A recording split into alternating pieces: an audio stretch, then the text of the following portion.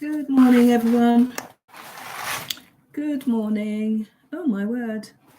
It doesn't look. The picture's not looking too good, is it? Yeah, I need a little bit more light adjustment. Now, let me turn that off. Is that a bit better? I don't think it is, actually. I don't think it is. Let me try somewhere else. Is that better? I think that's slightly better. Got a little bit more sunlight. Oh, that's much better. Hello, everyone. Hello. Oh, that's a lot better. I'm going to put my earrings on. Is that better? Yes, that's definitely better. Right, so hello, everyone. Welcome to my channel. Yep, I'm looking for those earrings because I do feel as though... do you like my purse? Isn't that pretty? It's a nice little pretty purse, isn't it? So I carry a purse in my bag, which is like a purse in itself. So, in fact, there's all sorts of things I carry in my bag. I'm not sure I need it, but they're there if I need it.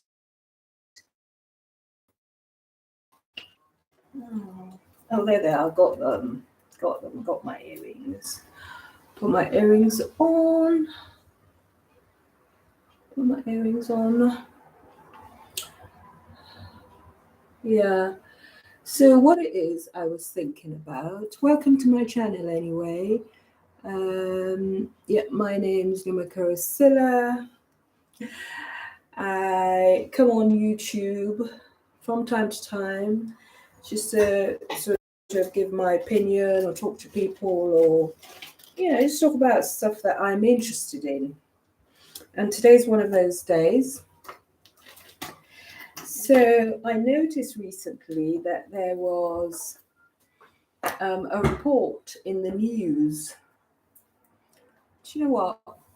My hair's all gone grey. I'm not as old as I look, I promise. That was a joke. But there was a report on the news about the president of Niger, Niger is a country in West Africa. The president of Niger was overthrown, all right?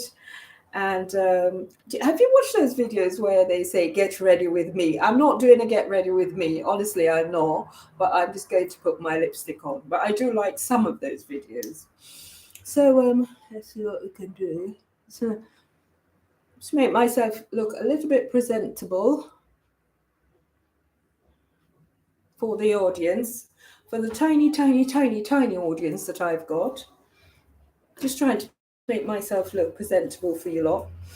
Anyway, so there's a West African country called Niger, and the president was overthrown in a coup a few days ago.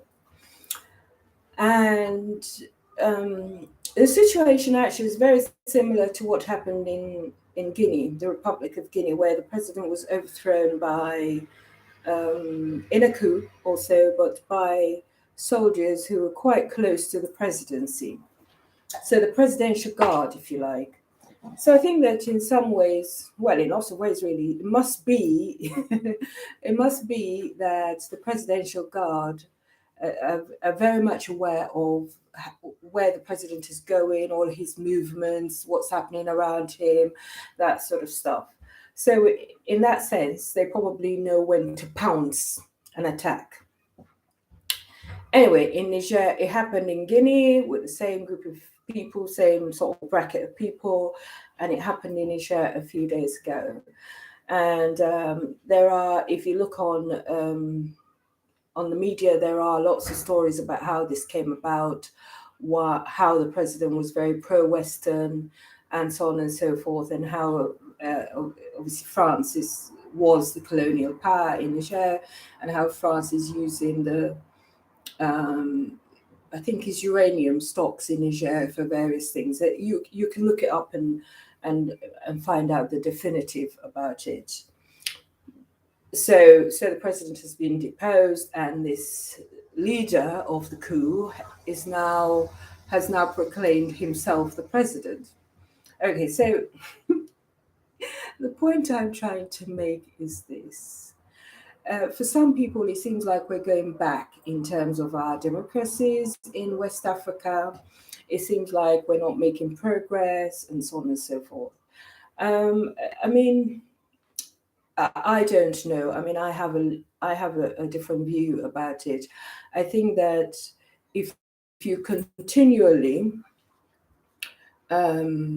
gaslight people, you steal money.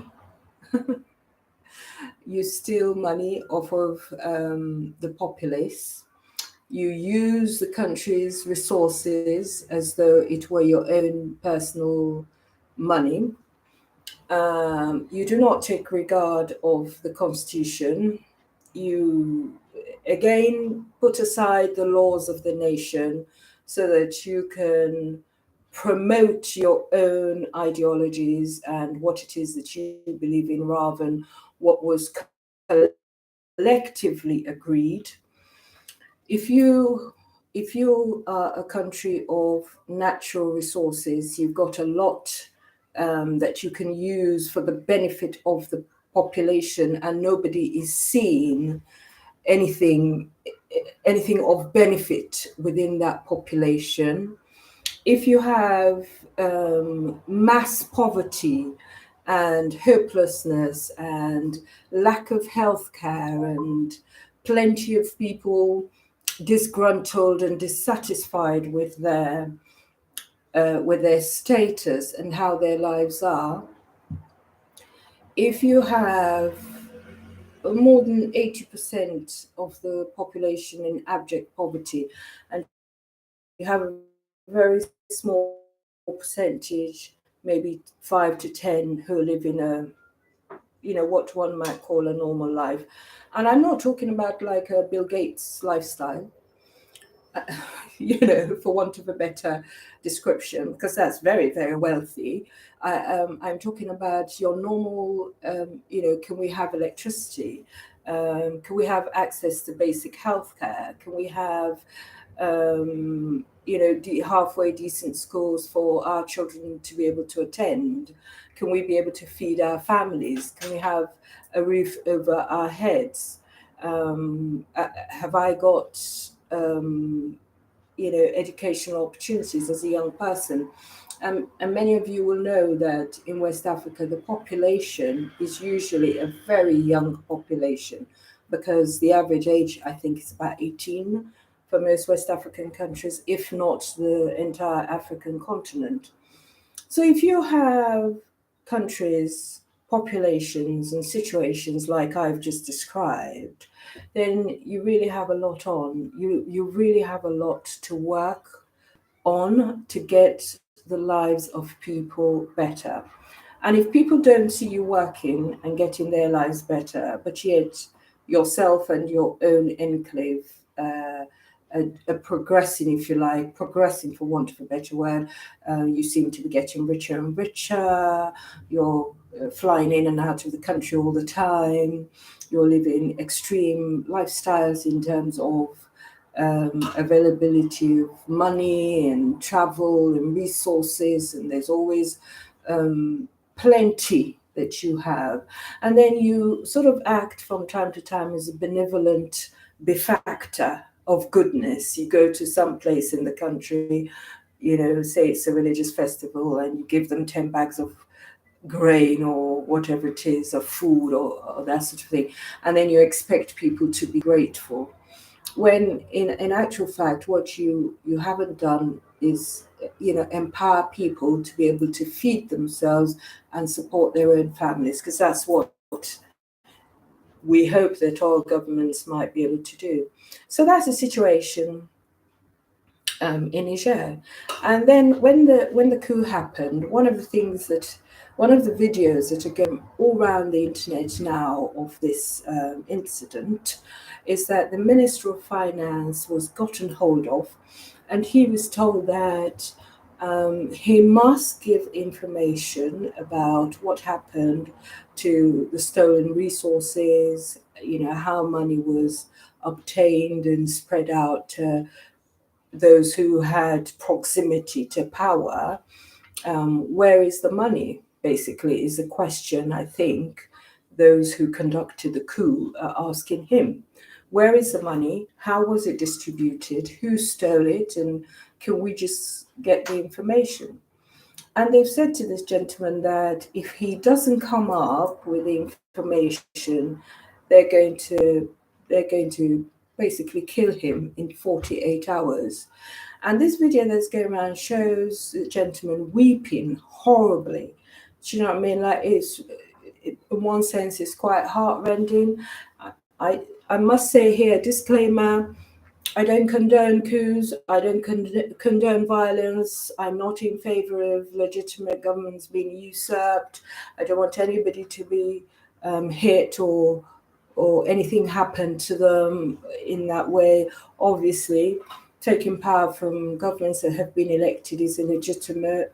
I'm just sort of giving my own opinion of, what I believe to be the background of some of these things. And essentially, it's about people do things, and when the consequences hit them, they begin to then blame everybody else rather than reviewing what it is that they've done and saying, oh my goodness, I'm sorry, I must have gone wrong in this way, I must have mistreated this person in this way.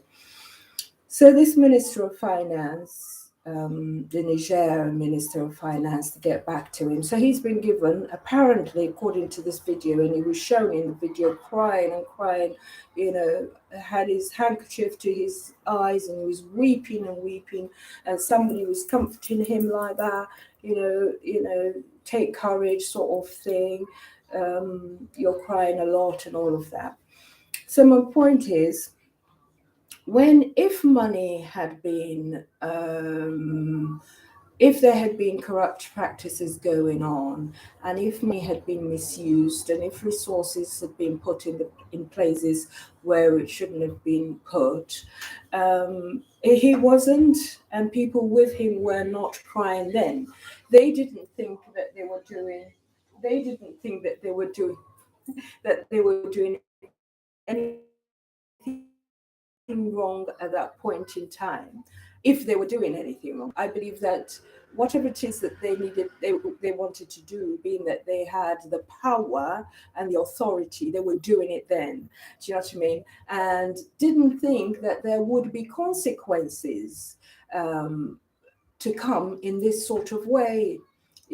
Because I think that if you conduct government properly, I think that if you do the right thing by the people of your country, I think that if you don't show such blatant corruption, and you're not stealing everything from the national coffers, and you're not taking advantage of people in that way, I'm not sure that there would be coups. I'm not sure that people would rise up against the government if they were doing the right thing. I'm not condoning violence, and I'm not condoning illegal actions. I'm just trying to think through some of the friend of mine the other day. So the point is, actions have consequences, and they may not. In fact, oftentimes, if actions are wrong and you deliberately do them, there may be undesirable consequences for you.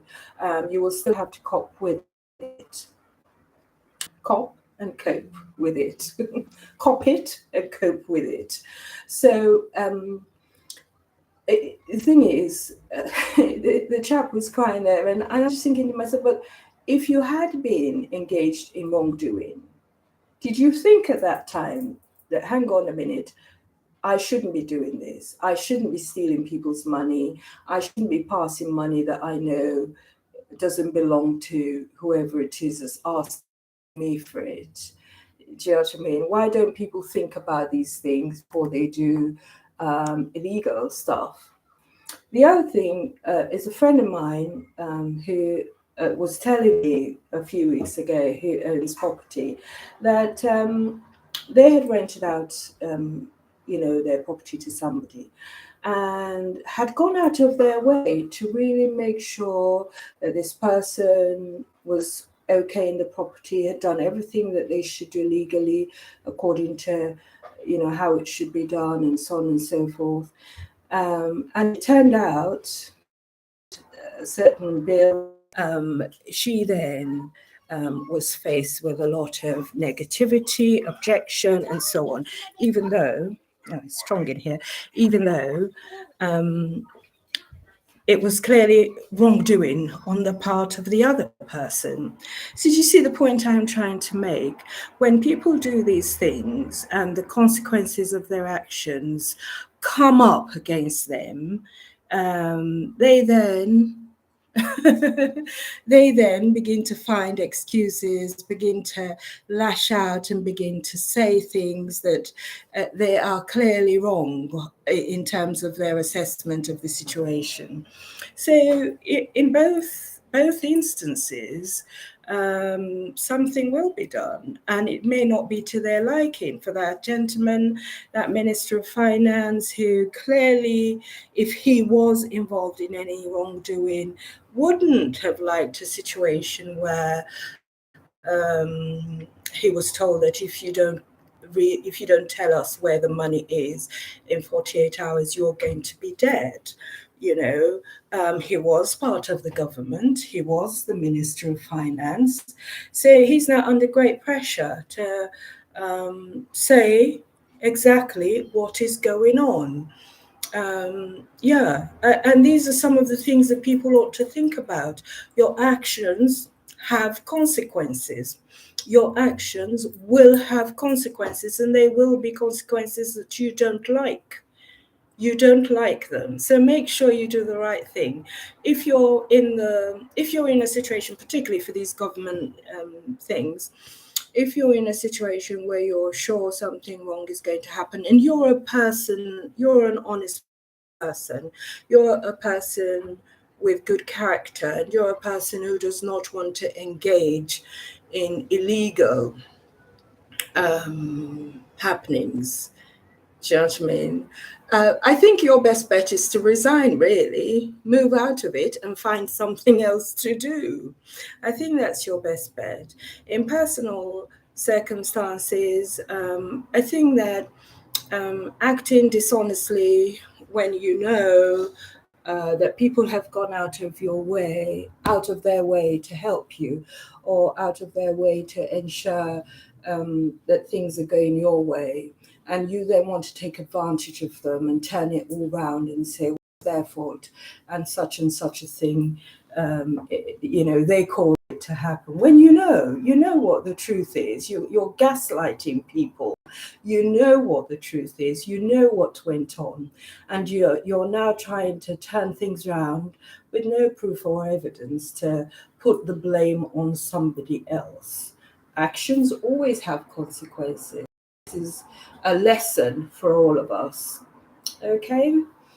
Yeah. Anyway, thank you for listening if you are. It's Sunday morning. I'm going to go out for my exercise now. Hopefully, we will pray that we will continue to think hard and work and do things that are proper and correct and right. None of us are perfect, but let's just strive to do the right thing where we are. All right. Okay. Please comment down below if you want to. If there's anything you want to contribute, please do so. Yeah. All right. Cheers. Have a nice Sunday. Ooh.